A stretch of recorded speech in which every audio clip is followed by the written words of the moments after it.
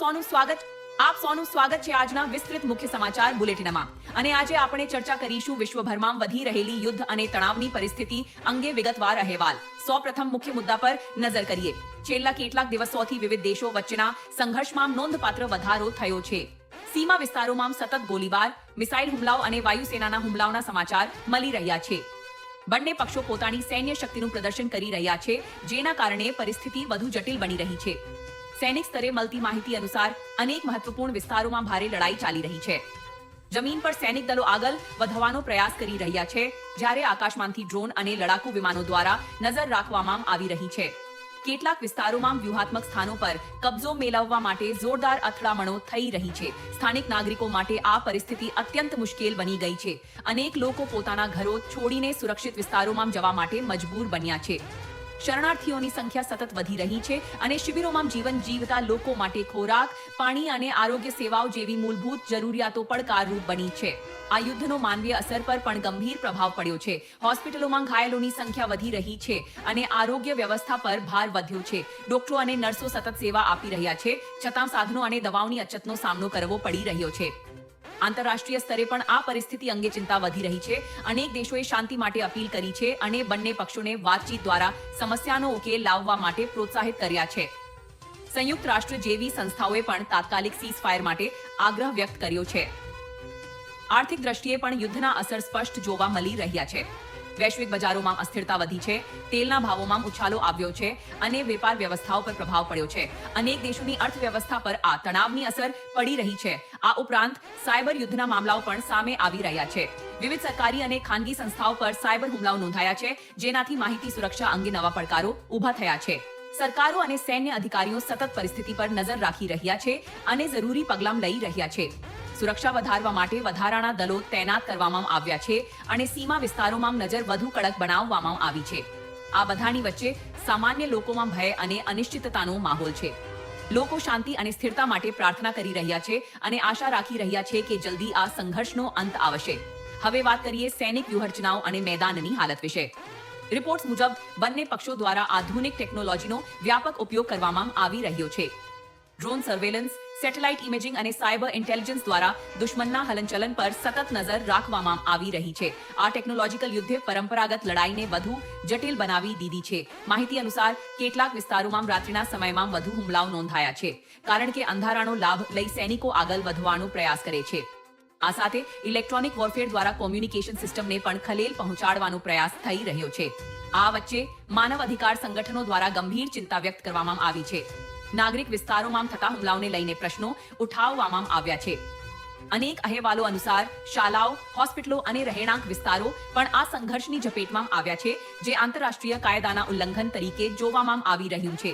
રાજકીય સ્તરે પણ આ મુદ્દો ગરમાયો છે. વિવિધ દેશોના નેતાઓ વચ્ચે સતત ચર્ચાઓ ચાલી રહી છે. કેટલાક દેશોએ મધ્યસ્થતા કરવાની ઓફર કરી છે, જ્યારે કેટલાક દેશોએ આર્થિક પ્રતિબંધો લાદવાની જાહેરાત કરી છે. આ પ્રતિબંધોનો સીધો પ્રભાવ વેપાર, આયાત નિકાસ અને કરન્સી પર પડી રહ્યો છે. આર્થિક રીતે જોવામાં આવે તો વૈશ્વિક સપ્લાય ચેઇન પર ગંભીર અસર પડી છે. ઉદ્યોગો માટે જરૂરી કાચા માલની અછત સર્જાઈ રહી છે, જેના કારણે ઉત્પાદન પર અસર પડી રહી છે. ખાસ કરીને ઉર્જા ક્ષેત્રમાં અનિશ્ચિતતા વધી રહી છે અને અનેક દેશો વિકલ્પ ઉર્જા સ્ત્રોતોની શોધમાં લાગી ગયા છે. આ સાથે માહિતી યુદ્ધ પણ તેજ બન્યું છે.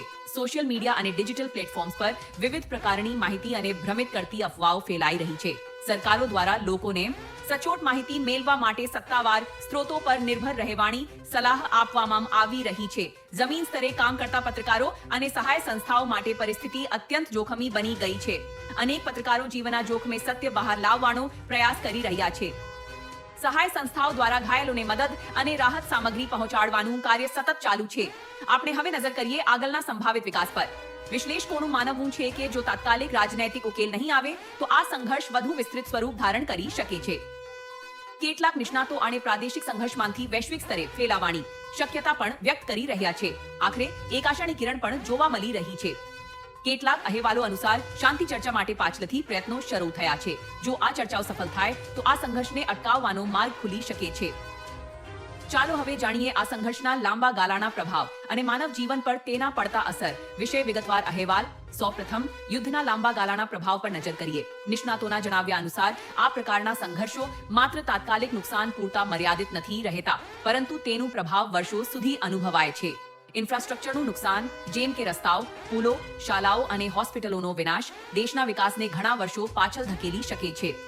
શિક્ષણ ક્ષેત્ર પર પણ તેનો ગંભીર પ્રભાવ જોવા મળી રહ્યો છે. અનેક શાળાઓ બંધ છે અને બાળકો માટે શિક્ષણ મેળવવું મુશ્કેલ બન્યું છે. ઘણા બાળકોને સ્થળાંતર કરવું પડ્યું છે, જેના કારણે તેમનું ભવિષ્ય અનિશ્ચિત બન્યું છે. માનસિક આરોગ્યની દૃષ્ટિએ પણ આ પરિસ્થિતિ ખૂબ જ ચિંતાજનક છે. યુદ્ધના કારણે લોકોમાં ભય, તણાવ અને ડિપ્રેશન જેવી સમસ્યાઓ વધી રહી છે. ખાસ કરીને બાળકો અને વૃદ્ધો પર તેનો વધુ પ્રભાવ જોવા મળે છે. પર્યાવરણ પર પણ યુદ્ધના પ્રભાવને અવગણવામાં આવી શકે નહીં. બોમ્બિંગ અને હથિયારોના ઉપયોગથી જમીન, પાણી અને હવા પ્રદૂષિત થઈ રહ્યા છે. કેટલાક વિસ્તારોમાં કૃષિ જમીન બરબાદ થઈ રહી છે, જે ભવિષ્યમાં ખાદ્ય સંકટ ઊભું કરી શકે છે. આંતરરાષ્ટ્રીય સંબંધો પર પણ આ યુદ્ધનો પ્રભાવ પડી રહ્યો છે. દેશો વચ્ચેના સંબંધોમાં તણાવ વધ્યો છે અને નવા ગઠબંધનો ઊભા થઈ રહ્યા છે. વિશ્વ રાજનીતિમાં શક્તિ સંતુલન બદલાતું જોવા મળી રહ્યું છે. આ સાથે માનવતા માટે કામ કરતી સંસ્થાઓની ભૂમિકા ખૂબ જ મહત્વપૂર્ણ બની ગઈ છે. વિવિધ એનજીઓ અને આંતરરાષ્ટ્રીય સંગઠનો દ્વારા રાહત કાર્ય ચાલુ છે. તેઓ ખોરાક, પાણી, આરોગ્ય સેવાઓ અને આશ્રય પૂરો પાડવા માટે સતત પ્રયત્નશીલ છે. હવે વાત કરીએ પુનઃનિર્માણ અને ભવિષ્ય વિશે. યુદ્ધ સમાપ્ત થયા પછી સૌથી મોટો પડકાર હશે પુનઃનિર્માણનો. તૂટેલા શહેરોને ફરીથી ઊભા કરવા, અર્થવ્યવસ્થાને પુનઃસ્થાપિત કરવા અને લોકોને સામાન્ય જીવન તરફ પાછા લાવવા માટે લાંબા સમય અને મોટા સ્તરે સહકારની જરૂર પડશે. વિશ્વભરના લોકોમાં શાંતિ માટેની માંગ વધી રહી છે. અનેક સ્થળોએ પ્રદર્શન અને અભિયાન ચાલી રહ્યા છે, જેમાં લોકો યુદ્ધનો અંત લાવવા માટે અવાજ ઉઠાવી રહ્યા છે. અંતમાં આ સમગ્ર પરિસ્થિતિ આપણને એક મહત્વપૂર્ણ પાઠ શીખવે છે: શાંતિ અને સહઅસ્તિત્વનું મહત્વ. યુદ્ધ કોઈ પણ સમસ્યાનો સ્થાયી ઉકેલ નથી અને સંવાદ અને સમજણ દ્વારા જ લાંબા ગાળે શાંતિ સ્થાપિત થઈ શકે છે. આ સાથે અમે સમાપ્ત કરીએ છીએ આજના વિશેષ યુદ્ધ સમાચાર બુલેટિન. આશા રાખીએ કે વિશ્વમાં જલ્દી શાંતિ સ્થાપિત થાય. સૌપ્રથમ વાત કરીએ મીડિયા અને માહિતી પ્રસારણની. આજના ડિજિટલ યુગમાં યુદ્ધ માત્ર મેદાનમાં જ નહીં, પરંતુ માહિતીના સ્તરે પણ લડાઈ બની ગયું છે. ન્યૂઝ ચેનલો, સોશિયલ મીડિયા અને ઓનલાઈન પ્લેટફોર્મ્સ પર સતત અપડેટ્સ આપવામાં આવી રહ્યા છે. પરંતુ આ સાથે ખોટી માહિતી અને પ્રોપેગાન્ડા પણ ઝડપથી ફેલાઈ રહ્યા છે. નિષ્ણાતો સૂચવે છે કે લોકો સત્તાવાર અને વિશ્વસનીય સ્ત્રોતો પરથી જ માહિતી મેળવે. યુદ્ધમાં ટેકનોલોજીનો ઉપયોગ સતત વધી રહ્યો છે. આર્ટિફિશિયલ ઇન્ટેલિજન્સ, ડ્રોન ટેકનોલોજી અને ઓટોમેટેડ ડિફેન્સ સિસ્ટમ્સ યુદ્ધની દિશા નક્કી કરવામાં મહત્વપૂર્ણ બની રહ્યા છે. ઘણા દેશો હવે સ્માર્ટ વોરફેર તરફ આગળ વધી રહ્યા છે, જ્યાં ઓછા માનવીય દળ સાથે વધુ અસરકારક કામગીરી કરી શકાય છે. આ સાથે સાયબર સુરક્ષા પણ એક મોટો મુદ્દો બની ગયો છે. સરકારી વેબસાઇટ્સ, બેન્કિંગ સિસ્ટમ્સ અને ઇન્ફ્રાસ્ટ્રક્ચર પર સાયબર